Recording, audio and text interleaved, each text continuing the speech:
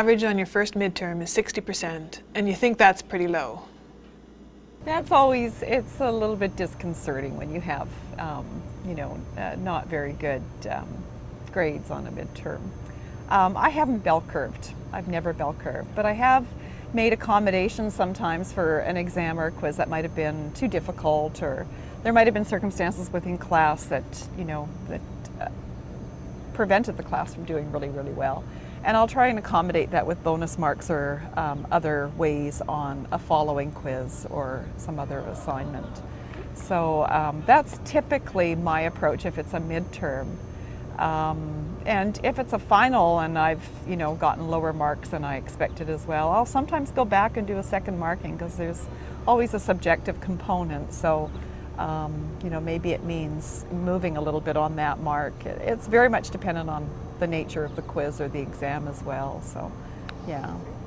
Yeah, and it really does depend on the reason for the low mark. If I find that most of the students haven't gotten through the whole exam, so they've left, a third of the exam unfinished, that's an indicator that I've set an exam that was too long for the time I allowed for it. So that's my mistake, and so I'm not going to penalize students for that, so then I would adjust accordingly.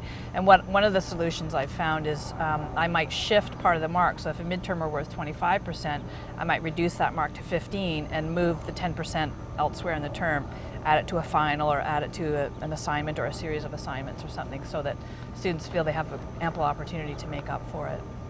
So it depends on whether I judge that it's my fault for the low mark or students just not having taken the material seriously enough before the test.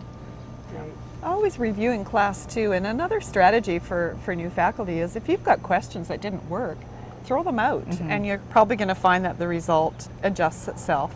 And so I've done that too. I'll review in class, 90% of them got it wrong, or 100% got it wrong, or it wasn't a good question. This does happen, and so take it out and see what happens to the results then. Well, assuming that is low, I would, I'd have to just have a look at the midterm. Maybe there's something faulty there. Maybe there's material that was questioned that wasn't fully covered, or maybe they didn't have enough time. There could be any number of things like that.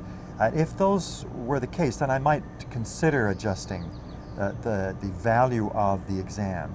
But generally, if I've covered everything, if there was plenty of time, then that's the mark. That's just how it is.